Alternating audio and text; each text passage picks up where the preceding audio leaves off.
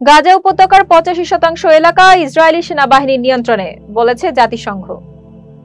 জাতিসংঘের গতকাল বুধবার বলেছে, গাজা উপত্যকার প্রায় ৮৫% এলাকা হয় ইসরায়েলি সেনাবাহিনীর নিয়ন্ত্রণে কিংবা উচ্ছেদ আদেশের মুখে, আবার কোথাও কোথাও উভয় অবস্থাতেই রয়েছে। জাতিসংঘের মুখপাত্র স্টিফেন ডুজারিক এক সংবাদ সম্মেলনে বলেন, উচ্ছেদ আদেশগুলো মানুষকে জরুরি সহায়তা পাওয়া থেকে মারাত্মকভাবে বঞ্চিত করেছে এবং বিপদের মধ্যে থাকা মানুষের কাছে ত্রাণকর্মীদের পৌঁছানো কঠিন করে তুলেছে। স্টিফেন ডুজারিক জানান, খান ইউনিসের দুটি এলাকায় সর্বশেষ উচ্ছেদ আদেশ দেওয়া হয়েছে।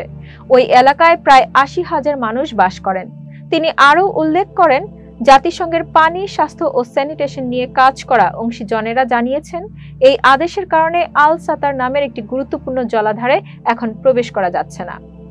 আল সাতার খান ইউনিসের প্রধান পানি সরবরাহের কেন্দ্র এবং ওই এলাকায় ইসরায়েলি পাইপলাইন থেকে আসা পানির একটি গুরুত্বপূর্ণ উৎস।